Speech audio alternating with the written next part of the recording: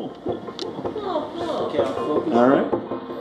You're focusing. What are you focusing on? My face? What do you want me to do? Yes. Strike a pose. Yes. This time was so different because this was after the impact of the first Rafiki that I released last year, and I got to see the actual change it made in the communities I visited.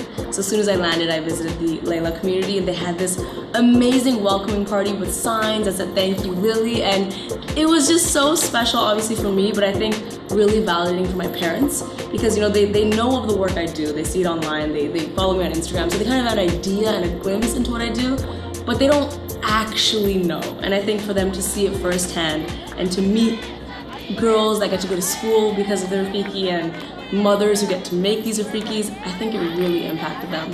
I've never seen my parents be that proud before. And so I was like, yes, I did it! But especially my dad, there were so many times when he was just watching me talk to the young girls and watching them wear their Rafikis, and he was just really, really genuinely moved and touched. And that is a hard thing for my dad to be. So it's really, really special. Female empowerment is so important to me, especially in relation to the girls in Kenya for so many reasons. I think, growing up, I am fortunate enough to say I didn't have a really, really harsh battle with sexism.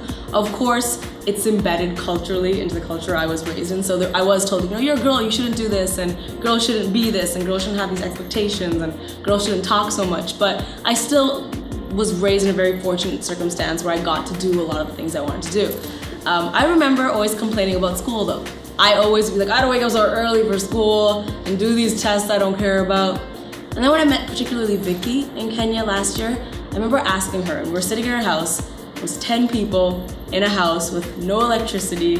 It was so surreal, and I remember being like, I have to ask her a question. Like, I just have to think of one question to ask her. And the question I asked was, if you could change one thing about your life, what would it be? And this is me. There was a chicken on my leg when I asked this question. I vividly remember. And she said, the only thing I ever wanted was to go to school, and I got that, so I don't need anything else. And that really put things into perspective for me, thinking of how much I used to complain about going to school and complain about having to study, and that these girls, the only thing they want is to go to school. We make doing good doable through a lot of ways. I think, the We events they have where kids get to come from their school and listen to inspirational speakers and also find out ways that they can use their own voice to make a difference. I think that's so important. We is very much so good at encouraging people to say, hey, you are passionate about something, discover what it is, and now figure out how you can impact the world in relation to that cause.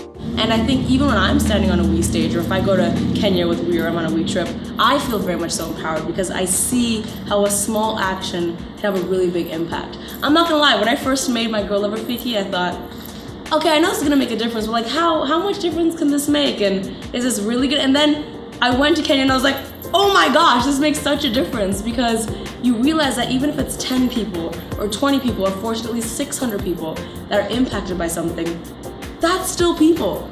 Those are still stories being positively impacted, even if it's one or even if it's 1,000. And so they're really great at empowering people to understand just the impact any small action can have.